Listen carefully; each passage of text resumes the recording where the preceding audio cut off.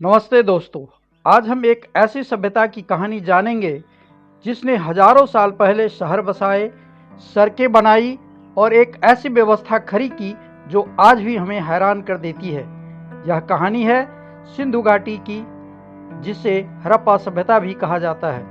यह विश्व की 3 सबसे पुरानी सभ्यताओं में से एक थी। मैं महावीर कुशवाहा आपका स्वागत करता हूँ। साल 1856 रेलवे और गुमनाम खंडहर।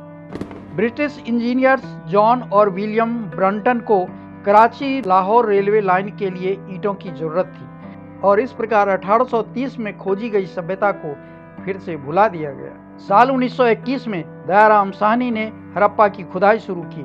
1922 में राखालदास बनर्जी ने मोहनजोदड़ो अर्थात मुर्दों का टीला खोज निकाला। फिर 1924 में सर जॉन मार्शल ने औपचारिक रूप से इस सभ्यता की घोषणा की और इसे सिंधु घाटी सभ्यता नाम दिया। पहली खोज हड़प्पा में हुई थी, इसलिए इसका नाम हड़प्पा सभ्यता पड़ा। यह पाकिस्तान के पंजाब प्रांत के शाहीबाल शहर से 20 किलोमीटर पश्चिम रावी नदी के तट पर स्थित है। आगे सिंधु नदी और इसके सहायक नदियों के किनारे कई अन्य जगहों पर खुदाई हुई और इस प्रकार से एक विस्तृत सभ्यता का पता चला, जिसके कारण इसे सिंधु नदी घाटी सभ्यता कहा जाने लगा। पुरातत्वविद बाद में जब उन्होंने इस सभ्यता की विशिष्ट वस्तुएं जैसी मुहरें, बर्तन, नगर योजना को वर्गीकृत किया तो इसके आधार पर हड़प्पन कल्चर या हड़प्पा संस्कृति शब्द प्रचलन में आया। हड़प्पा संस्कृति का विस्तार या फैलाव यह सिर्फ सिंधु घाटी तक सीमित नहीं थी। इसका फैलाव चारों दिशा में इस प्रकार है। उत्तर में मानसौर और जम्मू कश्मीर, कुछ स्थल हिंदुकुश और अफगानिस्तान के पास तक। दक्षिण में दायमाबाद जो महाराष्ट्र में पड़ता है और भागत्राव जो गुजरात में है। दायमाबाद हड़प्पा संस्कृति का दक्षिणतम स्थल माना जाता है। पूरब में आलमगीरपुर जो उत्तर प्रदेश में है, यह यमुना नदी के निकट है और पूर्वी सीमा का प्रतिनिधित्व करता है। पश्चिम में सुख्तागेंदौर जो बलूचिस्तान, पाकिस्तान और ईरान सीमा पर है। यह हड़प्पा संस्कृति का पश्चिमतम स्थल है जो एक बंदरगाह था और फारस की खाड़ी से व्यापार चलता था। अब आइए हड़प्पा संस्कृति के कुछ प्रमुख शहर और उससे प्राप्त सामग्री का विवरण देखते हैं। हड़प्पा जो पाकिस्तान में है से अन्नागार, तांबे की औजार और दोहरी नगर योजना मिली। मोहनजोदड़ो में विशाल स्नानागार या ग्रेट बाथ मिला जो 12 मीटर लंबा, 7 मीटर चौड़ा और 2.4 मीटर गहरा है। इसका उपयोग संभवतः धार्मिक अनुष्ठानों के लिए होता था। यहाँ नालियों का जाल बिछा हुआ है और कांसी की नृत्य करती लड़की यानी डांसिंग गर्ल मिली जो कला के उच्च स्तर को दर्शाती है। कालीबंगन राजस्थान, कालीबंगन जो राजस्थान में है से अग्निकुंड और हल के निशान मिले जो कृषि और धार्मिक परंपरा दर्शाते हैं। लोथल गुजरात से गोदी और मोहरे मिली जो समुद्री व्यापार का प्रमाण है। धौलावीरा गुजरात से जलाशय और पत्थर की लेख पट्टियां मिली जो अद्भुत नगर योजना दिखाती है। राखीगढ़ी हरियाणा, यह सबसे बड़ा हड़प्पा स्थल है जहां से मकान, कब्रगाहें और डीएनए अध्ययन के प्रमाण मिले। सुख्तागेंदौर बलूचिस्तान से समुद्री व्यापार के साक्ष्य मिले जो फारस तक संपर्क दर्शाते हैं। दायमाबाद महाराष्ट्र से तांबे की बैलगाड़ी और रथ की मूर्तियां मिली जो दक्षिण में विस्तार दिखाती है। यूं संक्षेप में कहें तो यह सभ्यता नगर योजना, व्यापार, कला और तकनीकी में अद्वितीय थी। सिंधु घाटी की अनोखी विशेषताएं। शहरी नियोजन, आधुनिकता की झलक। ग्रिड पैटर्न, सड़कें एक दूसरे को समकोण पर काटती थी। जल निकासी व्यवस्था, हर घर में नालियां और शहरों में ढकी हुई सीवर लाइनें। कितना तरक्की कर गए थे वे लोग। कला और संस्कृति, मुहरें, पत्थर की मुहरे पर बैल, हाथी, गैंडे और काल्पनिक जानवर जिसको यूनिकॉर्न नाम दिया गया की आकृतियां मिलती है। मातृदेवी की पूजा, कई मूर्तियां देवी पूजा का संकेत देती है जो शायद शक्ति पूजा का प्रारंभिक रूप हो। माप तौल की प्रणाली स्टैंडर्डाइज्ड ईंट, वहाँ जो ईंटें पाई गई है उसकी लंबाई, चौड़ाई और ऊंचाई का अनुपात एकदम स्टैंडर्डाइज्ड है।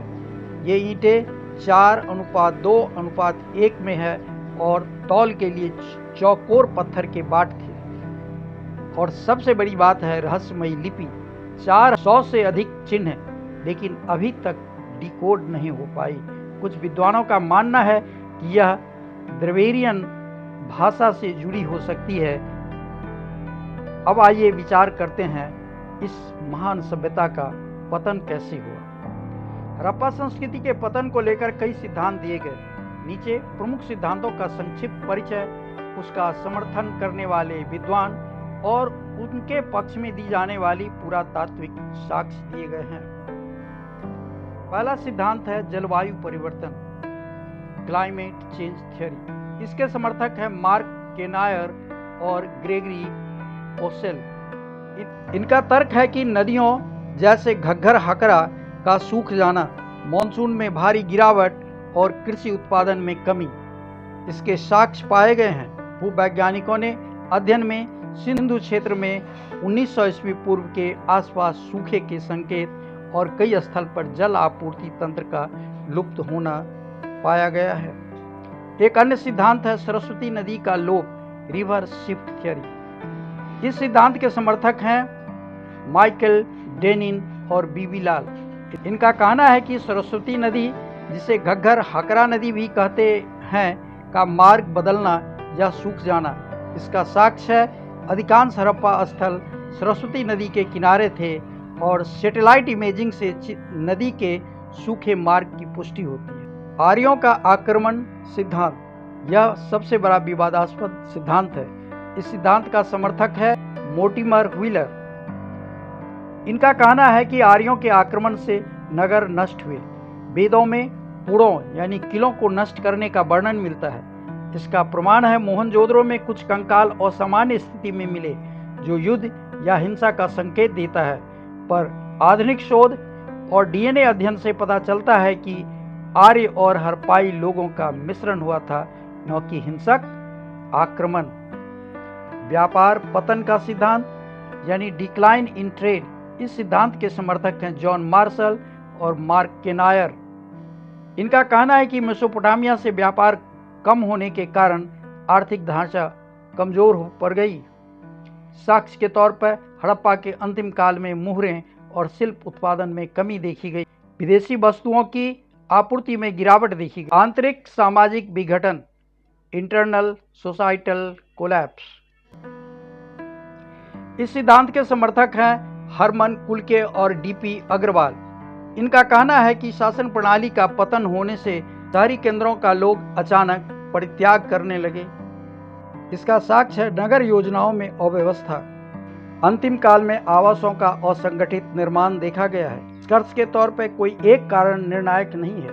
विद्वानों का कहना है कि जलवायु परिवर्तन, नदी का लोप और व्यापार के टूटने जैसे कारण मिलकर हड़प्पा सभ्यता के पतन का कारण बना है। अब हम गौर करेंगे बौद्ध धर्म से इनका क्या संबंध था। तो बौद्ध धर्म से इनका कोई सीधा लिंक नहीं दिखता है, लेकिन ध्यान और अहिंसा की अवधारणाएं शायद यहीं से प्रभावित हुई हो।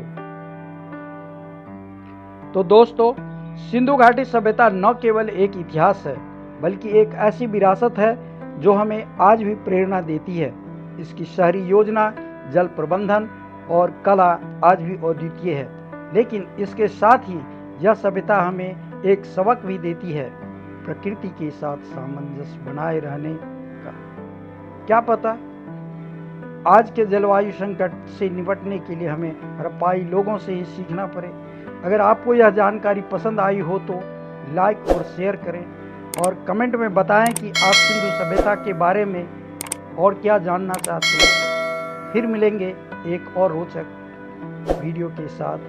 नमस्ते, महावीर कुशवाहा। धन्यवाद।